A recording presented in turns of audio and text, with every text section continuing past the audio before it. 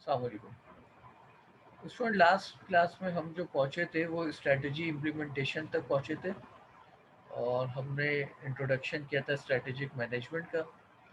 और इसके अंदर जो स्ट्रेटेजिक मैनेजमेंट के 3 स्टेप थे: स्ट्रेटजी फॉर्मुलेशन, स्ट्रेटजी इम्प्लीमेंटेशन और स्ट्रेटजी इवैल्यूएशन। तो आज जो हम अपनी क्लास को स्टार्ट कर रहे हैं वो कर रहे हैं strategy implementation steps. Strategy implementation step में जो सबसे फर्स्ट स्टेप होता है वो होता है developing a strategy supportive culture. आपको ऑर्गेनाइजेशन के अंदर एक ऐसा कल्चर डेवलप करना होता है जो आपके स्ट्रेटेजिक प्लान और आपकी स्ट्रेटजी को सपोर्ट करे और ऑटोमेटिकली आपको अपने तमाम ओवरऑल ऑर्गेनाइजेशन के अंदर स्ट्रेटजीज के इम्प्लीमेंटेशन के अंदर एक्सेप्टेबिलिटी नज़र आए, अडॉप्टेबिलिटी नज़र आए और तमाम participant without any fair and hesitation आपकी ऑर्गेनाइजेशन में पार्टिसिपेट कर सकें। तो ये एक आइडियल सपोर्टिव कल्चर होता है जो स्ट्रेटजी के लिए बहुत ज़रूरी होता है ताकि सही तरीके से स्ट्रेटजी पे इम्प्लीमेंटेशन किया जा सके। सेकेंड स्टेप होता है creating an effective organisational structure. Definitely organisational structure organisation की परफॉर्मेंस की फाउंडेशन होती है और इस ऑर्गेनाइजेशनल कल्चर का इफेक्टिव होना बहुत ज़रूरी होता है, क्योंकि अगर ऑर्गेनाइजेशनल स्ट्रक्चर इफेक्टिव नहीं होगा तो तमाम एम्प्लॉयज़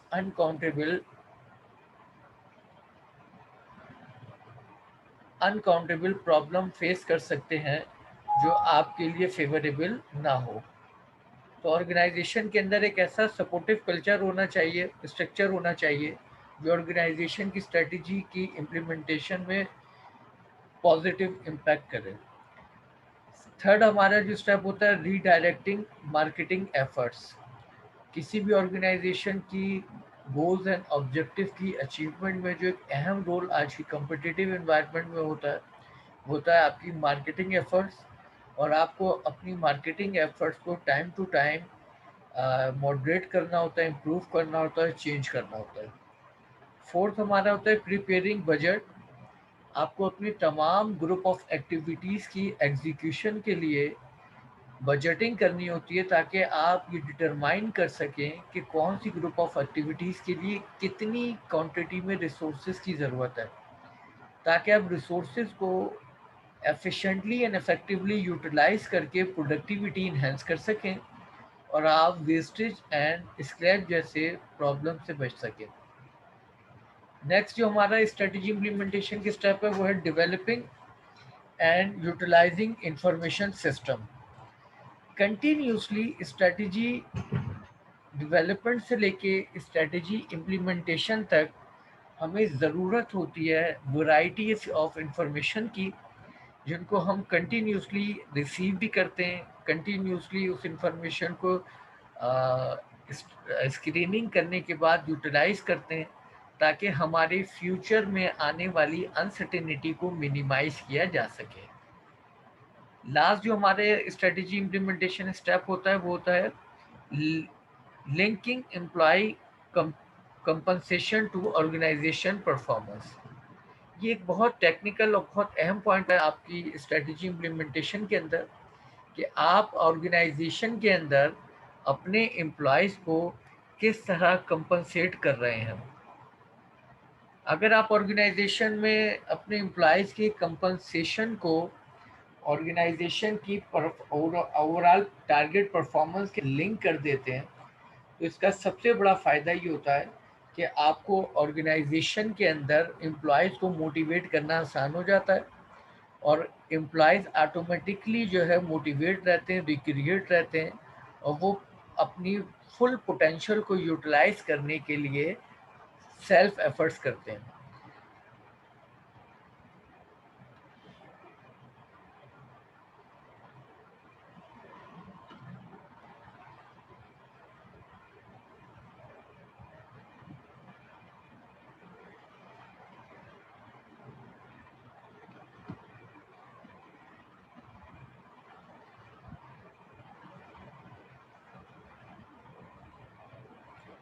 नेक्स्ट जो हमारा है इश्यूज इन स्ट्रेटेजी इम्प्लीमेंटेशन। कुछ इश्यूज भी होते हैं जो स्ट्रेटेजी इम्प्लीमेंटेशन में हमें फेस करने होते हैं। Action stage of strategic management, जब हम अपनी स्ट्रेटेजी पर इम्प्लीमेंट करने जाते हैं तो ये फेज हमारा कहलाता है एक्शन स्टेज। इस स्टेज में हमें जो कुछ कंसिडरेशन करनी होती है उनमें सबसे पहले mobilisation of employees and managers, कि हम सबसे पहले तो अपनी ह्यूमन रिसोर्सेज को मोबिलाइज करें। ह्यूमन रिसोर्सेज के दो ग्रुप होते हैं। एक होते हैं वो नॉन मैनेजरियल वर्कर्स, जिन्हें हम जनरली वर्कर्स या स्टाफ कहते हैं, और सेकंड ग्रुप ऑफ मैनेजर्स जो कि रिस्पॉन्सिबल होता है ऑर्गेनाइजेशन की परफॉर्मेंस को एग्जीक्यूट करने का, कंट्रोल करने का। तो सबसे पहले जो इशू आता है कि हम किस तरह मोबिलाइज कर सकें बहुत बेहतर तरीके से अपने एम्प्लॉयज़ को और अपने मैनेजर्स को। फिर उसके बाद सेकंड स्टेज आता है मोस्ट डिफिकल्ट स्टेज, जिसके अंदर इंटरपर्सनल स्किल क्रिटिकल, कि आपको जो है अपनी जो अवेलेबल ह्यूमन रिसोर्सेज हैं उनकी जो इंटरपर्सनल स्किल्स हैं उनको किस तरीके से इन्हेंस करना है ताकि आप अपनी ऑर्गेनाइजेशन में कलेक्टिव परफॉर्मेंस को एग्जीक्यूट करने में कामयाब हो जाए। वो ऑर्गेनाइजेशन उस वक्त तक सही स्ट्रेटजीज पर इम्प्लीमेंट नहीं कर सकती जब तक वो अपनी ऑर्गेनाइजेशन की एम्प्लॉयज़ में हारमोनी ना क्रिएट कर सके। यानी एम्प्लॉयज़ जो है एक दूसरे को एक्सेप्ट करें, एक दूसरे के साथ मिलकर चलें और एक दूसरे के लिए कोऑपरेटिव एनवायरनमेंट क्रिएट करें जिसमें हर कोई दूसरे को सपोर्टिव रोल प्ले करने के लिए तैयार हो। इसे कहते हैं कलेक्टिव एफर्ट्स। और जब हम कलेक्टिव एफर्ट्स क्रिएट करने में कामयाब हो जाते हैं तो यहाँ पर हमारा स्ट्रेटेजी इम्प्लीमेंटेशन काफ़ी हद तक आसान हो जाता है। नेक्स्ट जो हमारा है स्ट्रेटेजी इवैल्यूएशन, थर्ड स्टेज पर हम आगे स्ट्रेटेजिक मैनेजमेंट के। पहला था स्ट्रेटेजी फॉर्मुलेशन, सेकंड था स्ट्रेटेजी इम्प्लीमेंटेशन, और अब हम जा रहे हैं डिस्कस करने स्ट्रेटेजी इवैल्यूएशन जो थर्ड स्टेज होता है। इस थर्ड स्टेज में हम डिस्कस करेंगे इंटरनल रिव्यू, कि ऑर्गेनाइजेशन के अंदर इंटरनल वो कौन कौन से फैक्टर हैं जो ऑर्गेनाइजेशन की सक्सेस और फेलियर में हम रोल प्ले करते हैं। एक्सटर्नल रिव्यू, हम देखेंगे एक्सटर्नल वो कौन कौन से फैक्टर हैं जो ऑर्गेनाइजेशन की परफॉर्मेंस के ऊपर इन्फ्लुएंस रखते हैं। थर्ड परफॉर्मेंस मेजरमेंट, हम देखेंगे कि हम किस तरीके से अपनी ऑर्गेनाइजेशन की परफॉर्मेंस को मेजर करेंगे ताकि हम अपनी ऑर्गेनाइजेशन की परफॉर्मेंस को कंट्रोल कर सकें, इन्हेंस कर सकें, प्रोडक्टिव बना सकें। और फोर्थ स्टेज आता है स्ट्रेटेजी इवैल्यूएशन में करेक्टिव एक्शन, कि हम किस तरह ऑर्गेनाइजेशन की डेविएशंस को ख़त्म करके करेक्टिव एक्शन लेकर अपनी टारगेटेड गोल, ऑब्जेक्टिव और परफॉर्मेंस को अचीव करने में कामयाब होंगे। Prime task of strategic management, Peter Drucker ने कहा कि think through out the overall mission of business आज द की क्वेश्चन। जब भी आप अपने मिशन स्टेटमेंट की तरफ जाते हैं तो जो उसका बुनियादी सवाल होता है वो होता है व्हाट इज आवर बिजनेस। यानी मिशन स्टेटमेंट एलुस्ट्रेट करता है, नरेट करता है, एक्सप्लेन करता है कि एक्चुअली आपका बिजनेस है क्या। क्योंकि जब तक इस क्वेश्चन का आंसर डेवलप नहीं होगा उस वक्त तक हम कभी भी ऑर्गेनाइजेशन की डायरेक्शन, ऑर्गेनाइजेशन के स्ट्रेटेजिक प्लान को अंडरस्टैंड नहीं कर सकेंगे। तो सबसे जो प्राइम टास्क होता है स्ट्रेटेजिक मैनेजमेंट का, to understand what actually our business is, कि हमारा बिजनेस क्या है। सेकंड, फिर उसके बाद आता है मरहला integrating intuitions and analysis. The strategic management process attempt to organize quantitative and qualitative information under qualitative and quantitative information under conditions of uncertainty. हमें continuously during the strategic management process, चाहे वो strategy development हो, strategy implementation हो या strategy evaluation हो, दो तरह की इंफॉर्मेशन को हमें अचीव करना होता है। एक होती है क्वांटिटेटिव इंफॉर्मेशन और एक होती है क्वालिटेटिव इंफॉर्मेशन। क्वांटिटेटिव इंफॉर्मेशन हमें फिगर्स की फॉर्म में मिलती है, जिसमें हम मेजर करते हैं, अदाशुमार करते हैं कि हम कितनी सेल करना चाहते थे, कितनी कर रहे हैं, कितनी सेल प्लान कर रहे हैं, कितनी सेल पॉसिबल है। तो ये क्वांटिटेटिव मेजर है। Qualitative measure performance of employees, कि हम अपने मैनेजर्स, अपने सुपरवाइज़र, अपने ओवरऑल जो एम्प्लॉइज़ हैं उनसे क्या एक्सपेक्टेशन रखते हैं उनकी परफॉर्मेंस से रिलेटेड। तो ये क्वांटिटेटिव एंड क्वालिटेटिव इंफॉर्मेशन जो है जितनी ज़्यादा होगी उतनी जो है हमारी अनसर्टेनिटी मिनिमाइज होती चली जाएगी।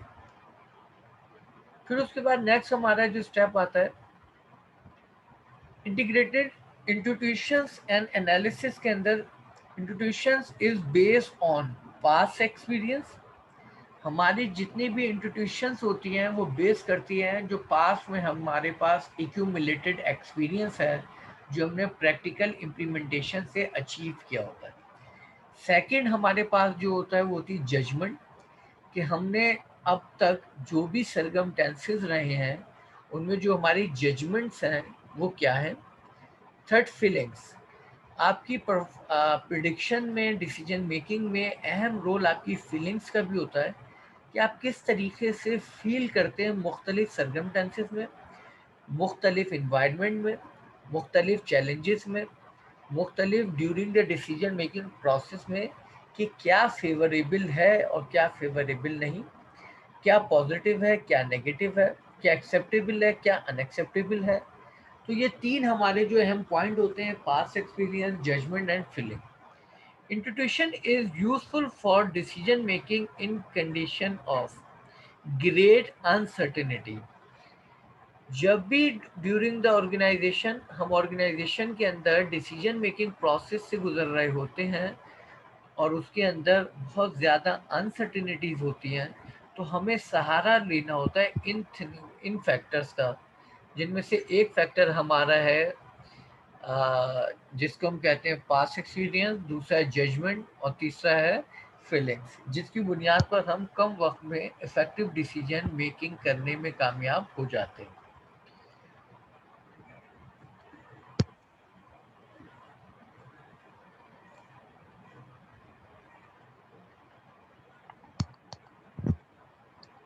उसके बाद इंटीग्रेटिंग इंस्टीट्यूशन एंड एनालिसिस के अंदर institution and judgement involve management at all level.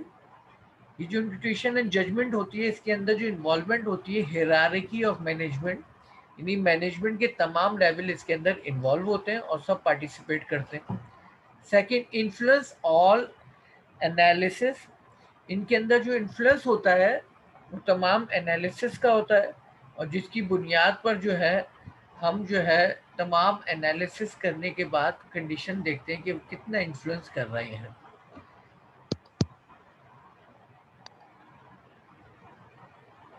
Next, adopting to change. आज की इस एडवांसमेंट ऑफ टेक्नोलॉजी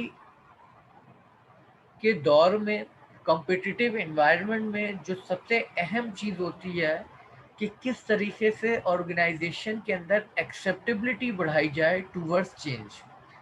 एक नॉर्मली एक्सपीरियंस देखा गया है कि ऑर्गेनाइजेशन में चाहे मैनेजमेंट हो या एम्प्लॉइज हो, उनमें एक फैक्टर कॉमन होता है जिसे हम कहते हैं रेजिस्टेंस टू चेंज।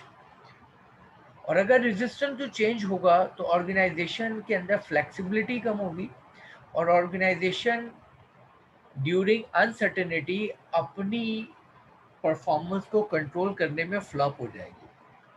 अनसर्टेनिटीज़ में हमें बहुत ज़रूरी होती है करेक्टरिस्टिक अडोप्टिंग टू चेंज, कि हम किस तरह चेंज को अडॉप्ट करें time to time, according to need, according to condition, according to circumstances. Organization should continuously monitor internal and external events and trends so that timely changes can be made as needed. Organisation को क्या चाहिए, continuously monitor करना चाहिए। कहाँ monitor करना चाहिए, internally और externally. किस चीज़ को मॉनिटर करना चाहिए, उन इवेंट्स को जो हम टाइम टू टाइम जिनके अंदर चेंज वाक़ होता है। जब हम उन इवेंट्स की चेंजिंग को ऑब्जर्व और कैलकुलेट करते हैं तो हमारी जो कैपेसिटी है उन इवेंट से मैच करने के लिए जो चेंज की ज़रूरत होती है वो हम अंडरस्टैंड करते हैं, उस चेंज को एक्सेप्ट करते हैं और उस चेंज की बुनियाद पर हम अपनी ऑर्गेनाइजेशन की pre determined goals and objective को अचीव करने में कामयाब हो जाते हैं। नेक्स्ट जो हमारे पास आता है फैक्टर की term in strategic management. Strategic management में जो की टर्म्स हैं वो हम डिस्कस कर रहे हैं। स्ट्रेटेजिक मैनेजमेंट में एक की टर्म है कॉम्पिटिटिव एडवांटेज, जो बहुत ही अहम टर्म है स्ट्रेटेजिक मैनेजमेंट की। क्यों? क्योंकि स्ट्रेटेजिक मैनेजमेंट को एग्जीक्यूट करने का जो एक बुनियादी मकसद होता है how to achieve a competitive advantage, जिसकी हम पहले भी बात कर चुके हैं, अभी आगे भी चल के थोड़ी इस पर डिस्कस करेंगे। Second, strategist. स्ट्रेटेजिस्ट कौन होते हैं? ये वो लोग होते हैं जिनकी ऑर्गेनाइजेशन में जिम्मेदारी होती है स्ट्रेटेजीज को डेवलप करने की। ये बहुत ही स्किल वर्कर होते हैं, बहुत ही स्किलफुल, बहुत ही कॉम्पिटेंट, बहुत ही एक्सपीरियंस, बहुत ही वेल वर्स और बहुत ही इंफॉर्मेटिव लोग होते हैं, क्योंकि इनकी जिम्मेदारी होती है ऑर्गेनाइजेशन की डायरेक्शन को सिलेक्ट करना, डिटरमाइन करना, और यही लोग ऑर्गेनाइजेशन की उस डायरेक्शन के लिए स्ट्रेटजीज को डेवलप करते हैं। Next, vision and mission statement, जो हम पहले बात कर चुके हैं इंट्रोडक्शन कि फिर हम जो है की टर्म है स्ट्रेटेजिक मैनेजमेंट का कि विजन डेवलप करना, मिशन डेवलप करना है, ये स्टेटमेंट क्या होते हैं। एक्सटर्नल अपॉर्चुनिटीज एंड थ्रेट, जो कि हमने बात की थी कि एक्सटर्नल फैक्टर के अंदर जो हमारे फेवरेबल एस्पेक्ट्स होते हैं वो अपॉर्चुनिटीज होती हैं, जो अनफेवरेबल होते हैं वो थ्रेट्स होती हैं। Next, internal strength and weakness. Internal favourable aspects को हम कहते हैं स्ट्रेंथ, इंटरनल अनफेवरेबल एस्पेक्ट को हम कहते हैं वीकनेसेस।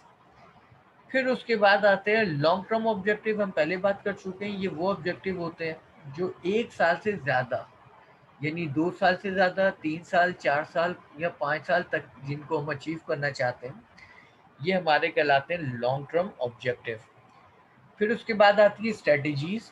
स्ट्रेटजीज हम पहले डिस्कस कर चुके हैं कि स्ट्रेटजीज क्या होती हैं। स्ट्रेटजीज हम कहते हैं कि वो long term objective and goals जो ऑर्गेनाइजेशन ने at a time of plan select किए हैं, डेवलप किए हैं, डिटरमाइन किए हैं, उनको जिस खास रोड मैप के ज़रिए हम अचीव करना चाहते हैं वो हमारी स्ट्रेटजीज कहलाती है।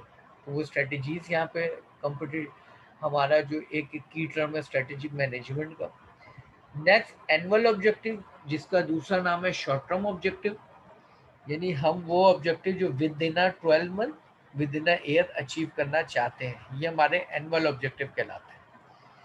फिर पॉलिसीज। पॉलिसीज का रिलेशन होता है एनुअल ऑब्जेक्टिव के साथ कि जिसके अंदर हम ये डिटरमाइन करते हैं कि वो कौन सी गाइडलाइंस होंगी जिनको फॉलो करते हुए हम अपने शॉर्ट टर्म ऑब्जेक्टिव को अचीव करेंगे। तो एनुअल ऑब्जेक्टिव के लिए हम यूज़ करते हैं पॉलिसीज़ को, और long term goals and objective को अचीव करने के लिए यूज़ करते हैं स्ट्रेटजीज को।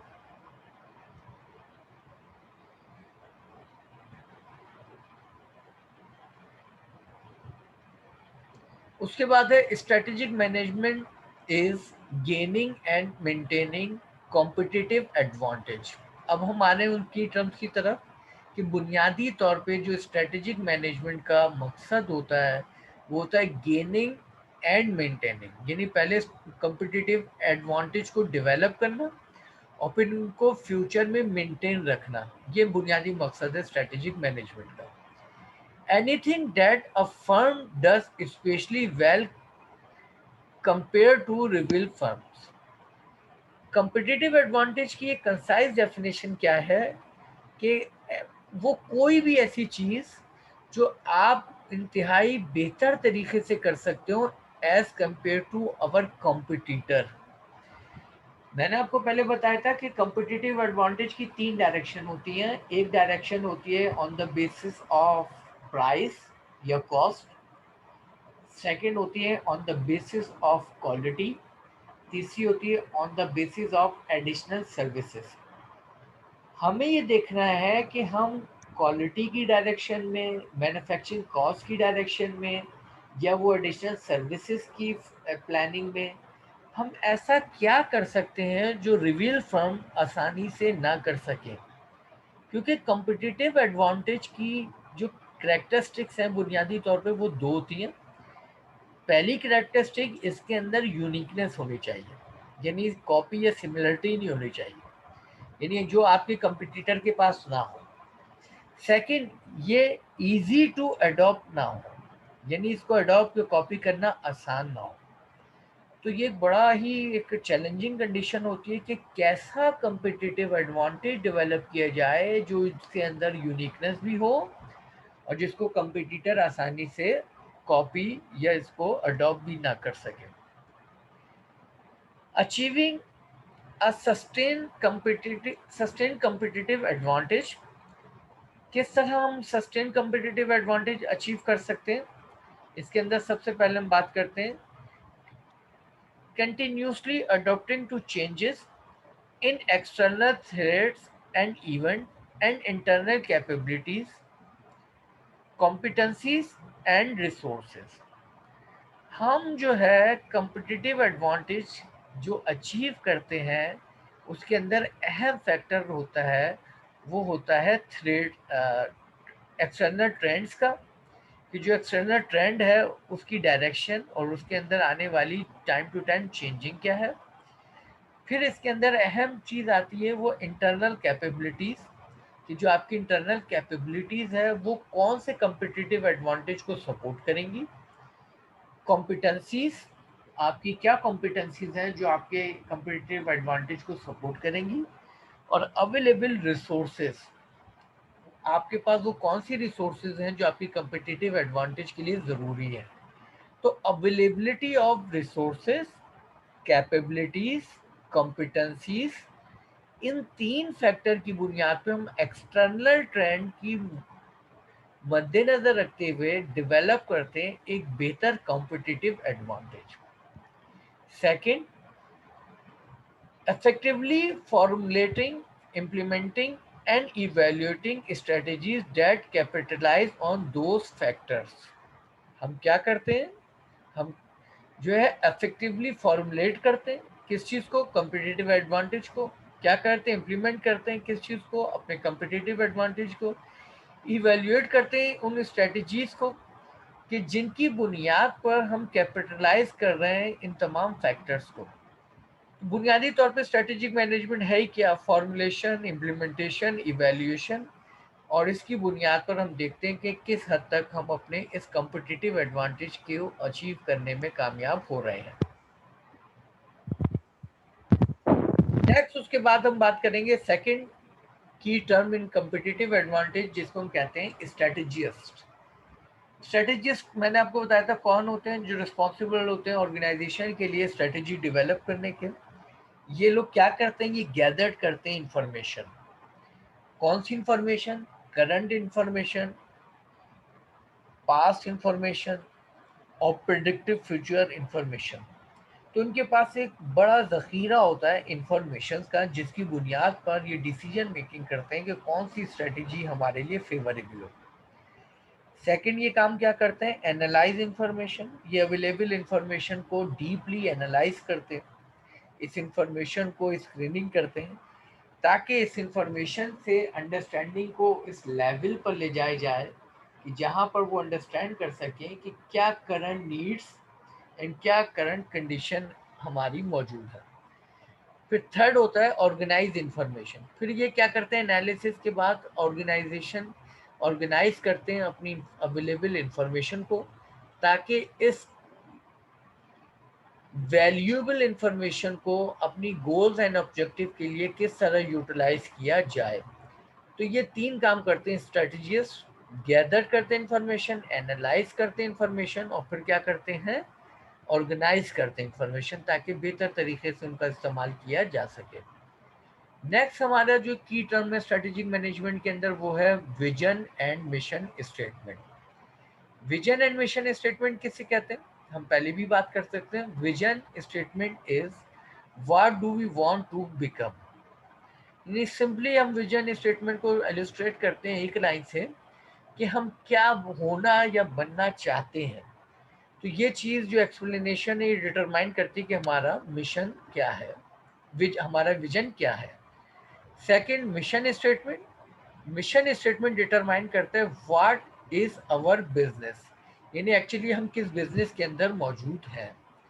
तो ये सिंगल सेंटेंस डिफाइन करते हैं विजन और मिशन को, जिसमें हम पहले भी बात कर चुके हैं।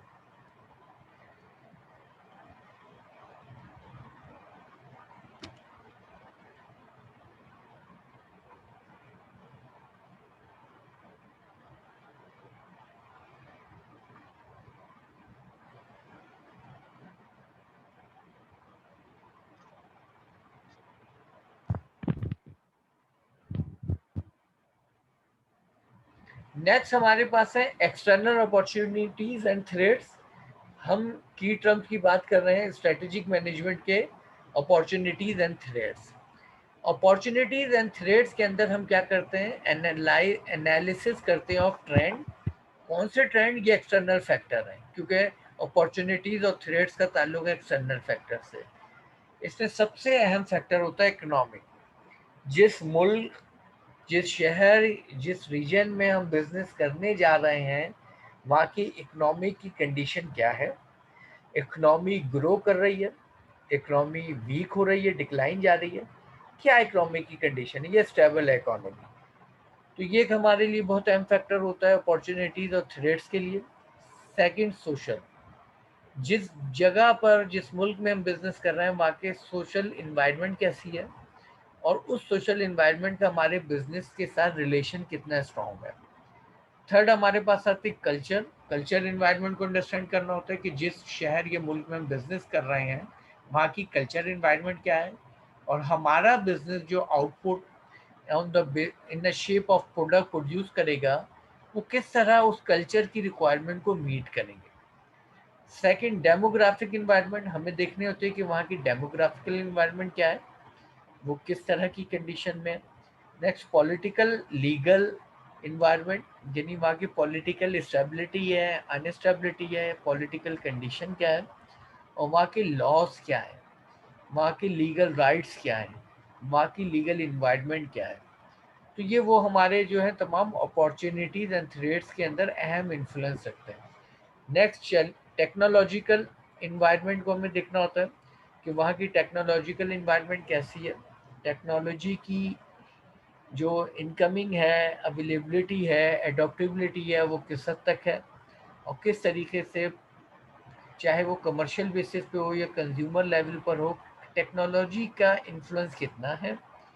और फिर नेक्स्ट जो होता है एक्सटर्नल फैक्टर में अहम फैक्टर, वो होता है कॉम्पिटिटर, कि जिस इंडस्ट्री का हम हिस्सा है वहाँ पे कॉम्पिटिटर कितने हैं, उन कॉम्पिटिटर की स्ट्रेंथ क्या है, उन कॉम्पिटिटर की वीकनेस क्या है, उनके की फैक्टर ऑफ सक्सेस क्या है। तो ये तमाम जो है ताल्लुक़ रखते हैं किस चीज़ से, ये तमाम ताल्लुक़ रखते हैं हमारी कंडीशन ऑफ एक्सटर्नल इन्वायरमेंट, यानी अपॉर्चुनिटीज़ एंड थ्रेट्स। उसके बाद हमारे पास आता है मरहला एक्सटर्नल अपॉर्चुनिटीज एंड थ्रेट्स के अंदर basic tenet of strategic management, strategy formulation. Strategy हम फॉर्मुलेशन में क्या करते हैं, take advantage of external opportunities. जब भी कोई ऑर्गेनाइजेशन में स्ट्रेटेजी फॉर्मुलेट करने जा रहा होता है, तो वो क्या करता है, वो एडवांटेज लेता है किस चीज़ से, एक्सटर्नल अपॉर्चुनिटीज से। क्योंकि अगर एक्सटर्नल अपॉर्चुनिटीज़ को मैक्सिमम लेवल पर हम यूज़ करने में, बेनिफिट हासिल में करने में कामयाब होंगे, यही हमारी सक्सेस होगी। तो यहाँ पे इन्फ्लुएंस होता है हमारी स्ट्रेटेजी पे एक्सटर्नल अपॉर्चुनिटीज़ का। Second, avoiding minimise impact of external threats. जहाँ पर हमारे लिए एक्सटर्नल अपॉर्चुनिटीज़ मौजूद हैं, वहीं पर एक्सटर्नल थ्रेट्स भी मौजूद हैं। तो हम अपनी स्ट्रेटेजी कैसी डिज़ाइन, डेवलप, कंपोज करें कि हम इन एक्सटर्नल थ्रेट्स को मैक्सिमम लेवल पर मिनिमाइज करने में कामयाब हो जाए। तो ये भी एक अहम फैक्टर होता है हमारा कि हम किस तरह अपनी स्ट्रेटजी को मिनिमाइज करें। फिर उसके बाद जो हमारा नेक्स्ट फैक्टर होता है internal strength and weaknesses, strategic management की की टर्म्स के अंदर जो है internal strength and weaknesses, controllable activities perform specially well और पुअरली। मैंने आपको पहले बताया इंटरनल स्ट्रेंथ और वीकनेस का ताल्लुक है, इंटरनल फेवरेबल एस्पेक्ट को कहते हैं स्ट्रेंथ, इंटरनल अनफेवरेबल एस्पेक्ट को कहते हैं वीकनेसेस। और इंटरनल स्ट्रेंथ एंड वीकनेसेस के अंदर जो कंट्रोलेबल एक्टिविटीज हैं जिनको हम आसानी से कंट्रोल कर सकते हैं, हम उन एक्टिविटीज को किस तरीके से परफॉर्म कर रहे हैं, अच्छे तरीके से कर रहे हैं या पुअरली कर रहे हैं। तो हम इसमें देखते हैं इंटरनल स्ट्रेंथ एंड वीकनेसेस का influence. Next, determine relative to competitors.